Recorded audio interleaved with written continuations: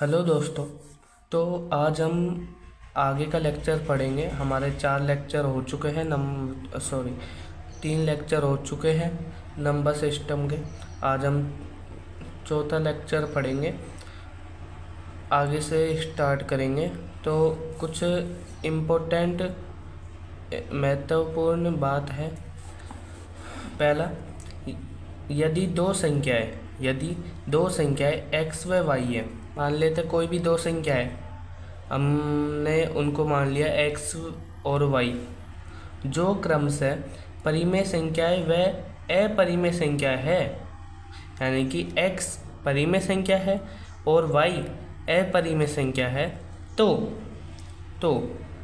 परिमेय संख्या व अपरिमेय संख्या को जोड़ने पर हमेशा अपरिमेय संख्या प्राप्त होगी। यह हमें याद करना है, ध्यान रखना है कि परिमेय संख्याएं व अपरिमेय संख्याओं को जोड़ने पर हमेशा अपरिमेय संख्या प्राप्त होती है। हमेशा अपरिमेय संख्या प्राप्त होती है। तो हम देखते हैं, देखिए, और फोन गिरेगा।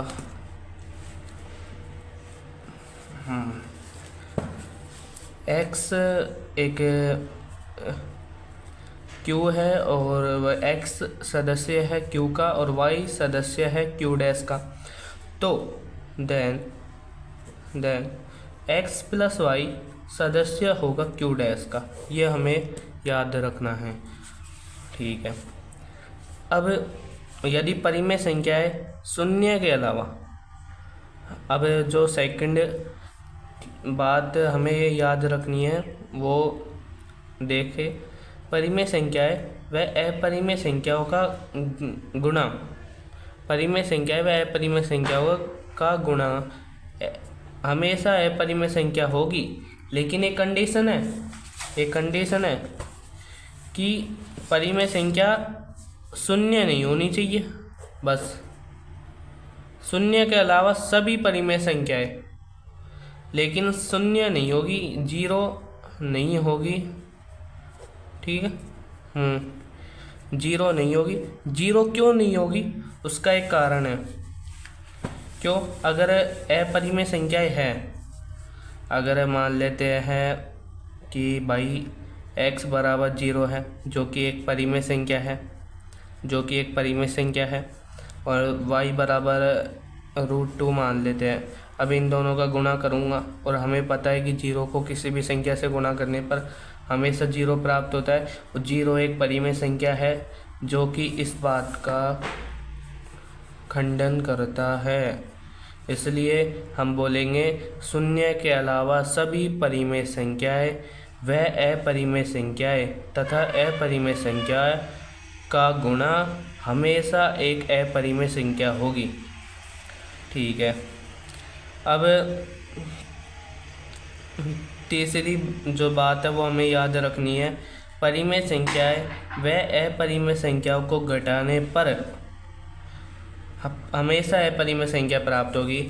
ये भी हमें ध्यान रखना है, चाहे परिमेय संख्याओं का योग करो, चाहे गुणा करो, परिमेय संख्या व अपरिमेय संख्याओं का योग करो, चाहे माइनस करो, वो हमेशा q डैश का सदस्य होगी।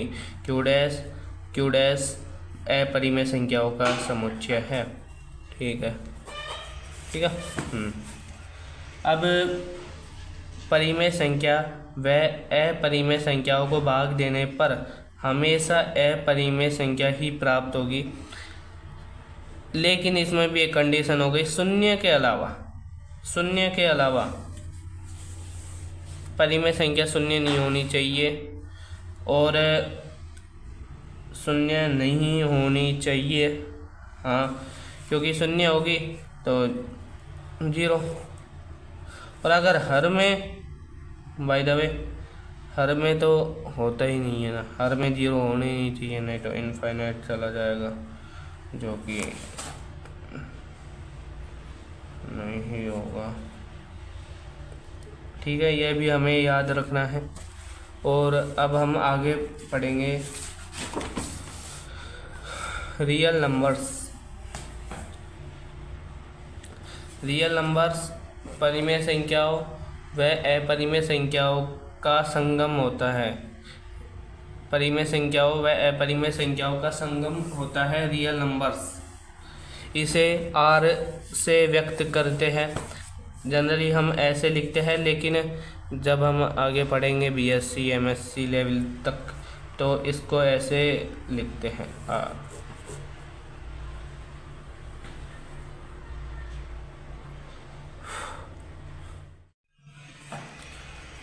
ऐसे लिखते हैं, ठीक है। परिमेय संख्याएं व अपरिमेय संख्याओं का संगम ही वास्तविक संख्याएं होती है। अब आगे ध्यान दीजिए, वे संख्याएं जिनका वर्ग करने पर एक धनात्मक संख्या प्राप्त होती है तो वह दिख तो है ही नहीं रहा कैमरे में, अब सही है। देखिए, वे संख्याएं जिनका वर्ग करने पर एक धनात्मक संख्या प्राप्त होती है तो वह संख्या वास्तविक संख्या है। मतलब क्या बोल रहा है कि हमारे पास कोई संख्या है x, उसका स्क्वायर करेंगे तो हमें एक पॉजिटिव नंबर मिलेगा और वो पॉजिटिव नंबर एक रियल नंबर होगा, ठीक है। हाँ, शून्य वास्तविक संख्या है। क्यों? शून्य परिमेय संख्या है और परिमेय संख्या व अपरिमेय संख्याओं का संगम ही वास्तविक संख्या होती है, तो इसलिए शून्य तो वास्तविक संख्या होगी। जैसे 5 का है, जैसे कुछ एग्जाम्पल है, 5 संख्या वास्तविक संख्या है या नहीं, तो हम 5 का स्क्वायर करेंगे 25 आया। 25 एक पॉजिटिव नंबर है, तो पॉजिटिव नंबर है तो यह एक रियल नंबर होगी, ठीक है। क्या -6/7 एक वास्तविक संख्या है? सॉरी देखिए, -6/7 का हम स्क्वायर करेंगे। स्क्वायर करने पर ये पॉजिटिव नंबर आएगा और ये जो एक पॉजिटिव है, अतः -6/7 5 एक वास्तविक संख्या है। -6/7 एक वास्तविक संख्या है, ठीक है। आगे ध्यान दीजिए, क्या √11 एक वास्तविक संख्या है?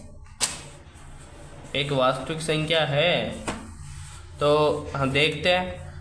√11 का स्क्वायर करेंगे, ये कट गया और कटने पर 11 आया, जो कि एक पॉजिटिव नंबर है। मतलब कि √11 एक वास्तविक संख्या है, वास्तविक संख्या है, ठीक है। √-6 एक वास्तविक संख्या है, जनरली ये नहीं है। क्यों? क्योंकि ये काल्पनिक संख्या होती है। फिर भी हम जांच करते हैं कि है या नहीं, कि हमारे पास एक नंबर है √-6 का स्क्वायर करेंगे तो ये कट गया, तो -6 आ रहा है। और बचना कितना चाहिए? किसी भी संख्या के स्क्वायर करने पर एक पॉजिटिव नंबर आना चाहिए, तो वो संख्या एक वास्तविक संख्या होगी। लेकिन यहाँ पर पॉजिटिव नहीं आ रहा है स्क्वायर करने पर, मतलब कि √-6 does not belongs to R, ठीक है, ठीक है। क्या -√-7 एक वास्तविक संख्या है? ये क्वेश्चन ध्यान से देखना पड़ेगा। देखिए, -7 रूट के अंदर माइनस का स्क्वायर करेंगे, तो अब यहाँ ध्यान दीजिए कि -1 × √-7 है, समझ गए। और इसको स्क्वायर करेंगे माइनस माइनस प्लस और रूट के साथ ये हट गया, तो -7 मतलब कि -7 -7, ठीक है। और -7 तो ये तो पॉजिटिव है ही नहीं, पॉजिटिव है ही नहीं, इसलिए ये पॉजिटिव, ये r तो है ही नहीं, ठीक है। क्या अब एक प्रश्न आता है, क्या, ये भी ध्यान से देखना है अपन को। सबसे पहले तो इस प्रकार के प्रश्न में क्या करना है, एग्जाम्पल है कि -√-11 का स्क्वायर एक वास्तविक संख्या है या नहीं है, ये हमें बताना है। तो सबसे पहले तो हम एक संख्या निकाल लेते हैं, इसका स्क्वायर कर लेते हैं जो ये दे रखा है। तो -√-11 का स्क्वायर मतलब कि -11, मतलब -11 का स्क्वायर करूँगा तो 1 to 1, तो 1 to 1 एक पॉजिटिव नंबर है। हाँ, आप कर सकते हो, ऐसे कर लो, नहीं हमें पता है कि -11 और -11 एक परिमेय संख्या है, इसलिए ये जो होगी एक वास्तविक संख्या है, चाहे ऐसे कर लो।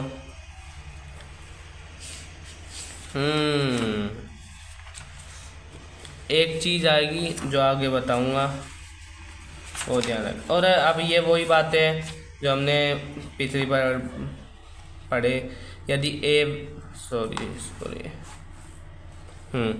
यदि a व b कोई दो वास्तविक संख्या है तो दो वास्तविक संख्याओं का योग भी वास्तविक संख्या होगा, दो वास्तविक संख्याओं का घटाव भी वास्तविक संख्या होगा, दो वास्तविक संख्याओं का गुणा भी वास्तविक संख्या होगी, दो वास्तविक संख्याओं का भाग भी वास्तविक संख्या होगी, लेकिन दोनों वास्तविक संख्या शून्य नहीं होनी चाहिए, क्योंकि 0 0 हो जाए तो वो तो अपरिभाषित हो जाएगा, सीधी सी बात है, ये देखिए।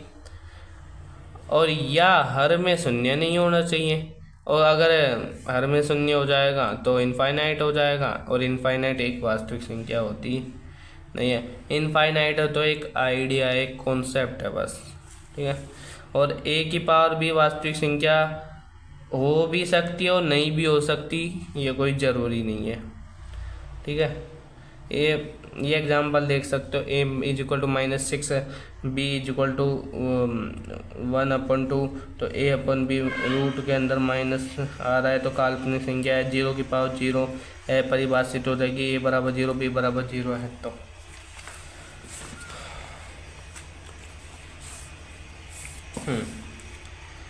अनंत एक वास्तविक संख्या नहीं है, हाँ ये ध्यान रखना।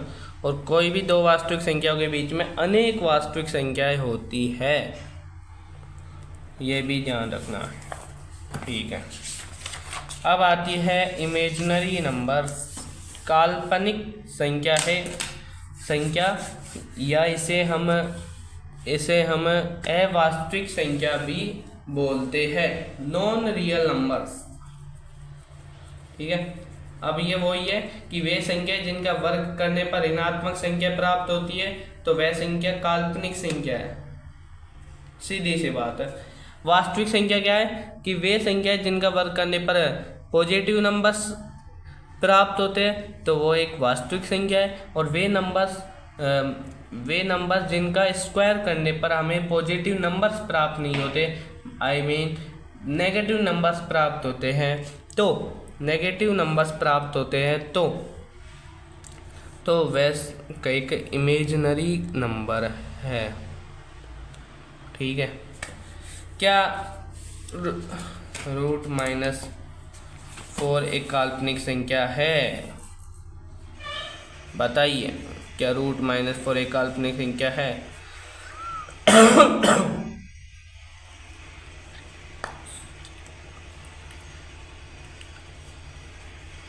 देख लीजिए, इसका वर्ग करिए, वर्ग करने पर -4 आया जो कि एक नेगेटिव नंबर है, इसलिए √-4 एक इमेजिनरी नंबर। ठीक है। अब एक कॉन्सेप्ट है जो हमें याद रखना होगा, पेपर में बहुत ज़्यादा काम आता है। ठीक है।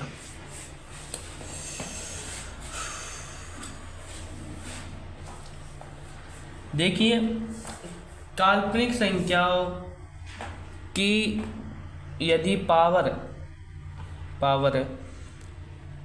सम संख्या है तो वो एक रियल नंबर है।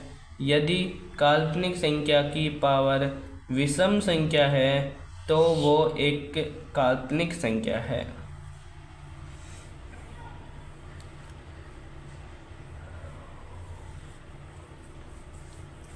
ध्यान रखनी है ये दोनों चीज़ें, हमें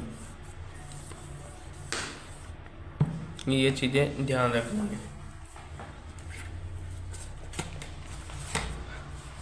देखिए, रूट -5 की पावर 101 एक विषम संख्या है। तो ये एक इमेजिनरी नंबर हो गया। और रूट -100 की पावर 1000 और 1000 एक सम संख्या है। This is a even number then ये एक रियल नंबर होगी। ठीक है। और ऐसे भी आ सकते हैं कि रूट -3 की पावर जो होगी 2 अंकों की सबसे बड़ी संख्या, और हम जानते हैं कि 2 अंकों की सबसे बड़ी संख्या that is 99 and 99 is a odd number. So root -3 की पावर 99 इज ए काल्पनिक नंबर। ठीक है, ये कॉन्सेप्ट था जो ध्यान रखना है हमें। अब आता है सम्मिश्र संख्याएं, complex number.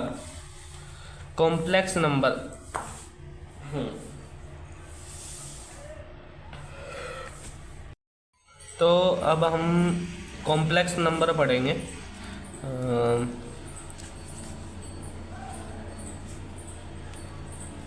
Complex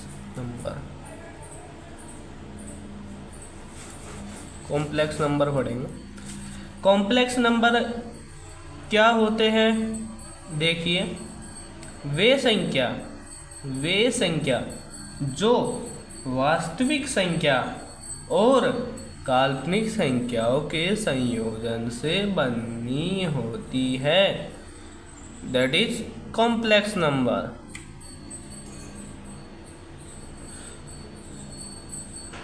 I mean कि कोई दो वास्तविक संख्याएं है, वास्तविक संख्याएं और काल्पनिक संख्याओं के संयोजन से बनी संख्याएं कॉम्प्लेक्स नंबर कहलाती है। आगे देखिए, बताऊंगा कॉम्प्लेक्स नंबर कैसी होती है। ठीक है। हाँ, कॉम्प्लेक्स नंबर को स्मॉल जेड, कैपिटल वाला नहीं रहे, स्मॉल जेड से व्यक्त करते हैं। और हाँ, इमेजिनरी नंबर जो होता है ना, वो रूट -1 वाला एक इमेजिनरी नंबर है, तो इसे आयोटा से व्यक्त करते हैं। आयोटा, इसे बोलते हैं आयोटा। और अब यदि ए व बी दो वास्तविक संख्या है ना, दो वास्तविक संख्या है, तो जो काल्पनिक जो सम्मिश्र संख्या होगी ना, सम्मिश्र संख्या वो ये होगी z = a + आयोटा b। ठीक है। और जहाँ पे z जो है वो कॉम्प्लेक्स नंबर है।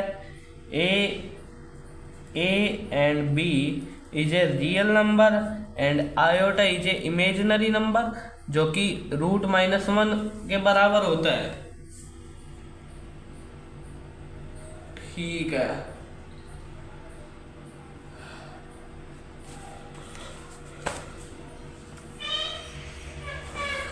देख लीजिए ये। अब ध्यान दीजिए,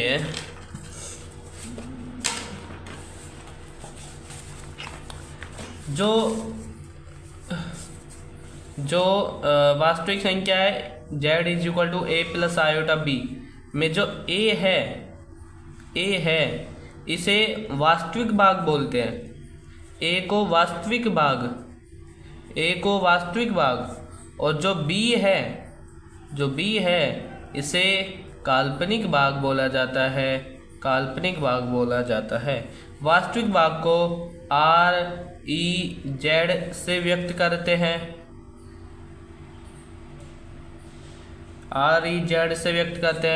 और काल्पनिक भाग को i/e/z से व्यक्त करते हैं, imz से व्यक्त करते हैं। re मतलब कि रियल नंबर, और im इमेजिनरी नंबर। ठीक है, वो im इमेजिनरी और z मतलब कॉम्प्लेक्स वाला। ठीक है, हाँ, अगर z एक एग्जाम्पल है मेरे पास कि z = 2 + i/5 है, तो इसमें r/e/z यानी कि रियल भाग जो है वो 2 है और imz जो है वो 5 है। ठीक है दोस्तों, हाँ, एक चीज़ है,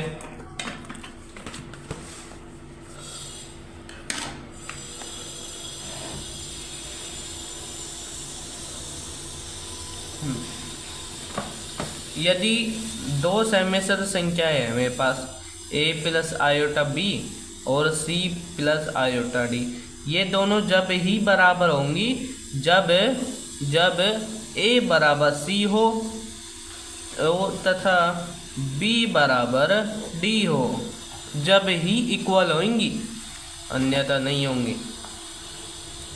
ठीक है, अब ये क्वेश्चन है मेरे पास, जो देखिए, यदि 4x + i/3x - y = 3 + i/-6 है, जहाँ x और y वास्तविक संख्याएं हैं, तब x व y का मान ज्ञात करें। ठीक है, करते हैं अब इनका मान ज्ञात।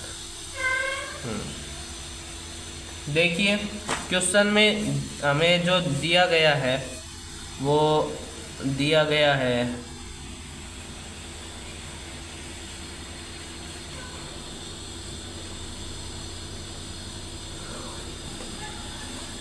दिया गया है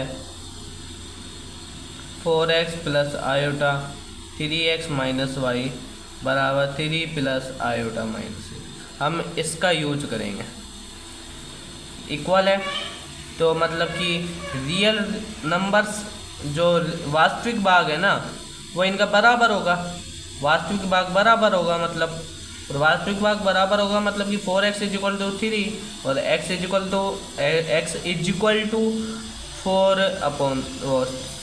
3/4 और इमेजिनरी भाग भी बराबर होगा, emz भी बराबर होना चाहिए। सो i/3x - y = i/-6, मतलब कि 3x - y = -6, एंड मुझे पता है कि x का मान कितना है, 3 × 3 4 - y = -6, एंड -y को मैंने वहाँ भेज दूँ तो 9/4 + 6 = y, देन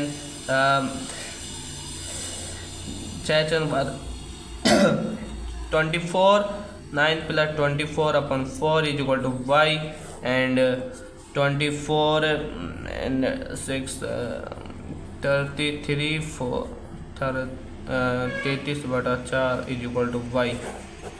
ये होना चाहिए इनका मान बिल्कुल। x = 3/4 and y = 33।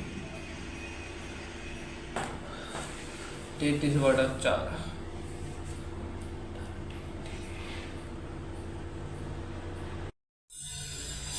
तो ये हो चुका है। अब हम एक और क्वेश्चन देखेंगे।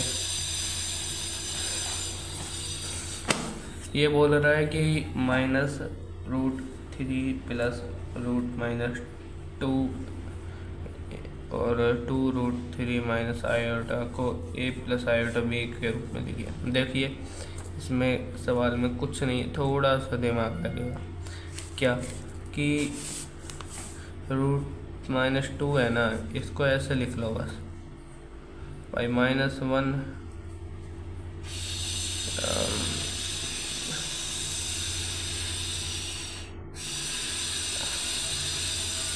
सॉरी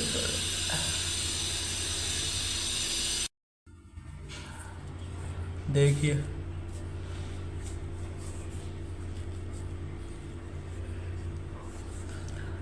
√-2 को इस प्रकार लिख लो, -1 इंटू √2, और ये हम जानते हैं आयोटा, और देन आयोटा रूट। बस इसकी जगह ये यहाँ लिख लो, इन दोनों को आपस में गुणा कर लो और आगे थोड़ी कैलकुलेशन कर लो, ये सवाल अपना आप हो जाएगा। इसमें कुछ भी सा नहीं है सवाल में। ये देखिए यहाँ पे आयोटा स्क्वायर इक्वल टू -1, इसमें फालतू का दिमाग लगाया है किसी ने, और मैंने ही लगाया और किसने लगाया। आयोटा स्क्वायर है तो आयोटा √2 है, नहीं डायरेक्ट बन जाता है √-1 है, तो आयोटा के बराबर होता है आयोटा √2। तो अब इन दोनों को गुणा कर लो। देखिए इसको इससे गुणा करने पर -6 आ गए। कैसे आए देखिए, -2√3 के स्क्वायर, ये कट गया, -6 आ गया, -6 आ गया, ये आयोटा √3 आ गया, ये आयोटा 2√6 आ गया, माइनस आयोटा स्क्वायर √2 आ गया। Iota square equal to -1, so plus का हो गया ये, एंड ये एक तरफ चला गया और ये एक तरफ आ गए, तो ये वास्तविक भाग, वास्तविक पद, और ये काल्पनिक भाग, IMZ। ठीक है, अब यहाँ तक तो हो गया हमारा पूरा। आधे हो चुके हैं ये आधे। अब आधे भागों को आगे की वीडियो में देखेंगे, कौन से even numbers, odd numbers, prime numbers, को प्राइम नंबर्स, ETC वगैरह वगैरह। सो आज के लिए इतना ही, धन्यवाद।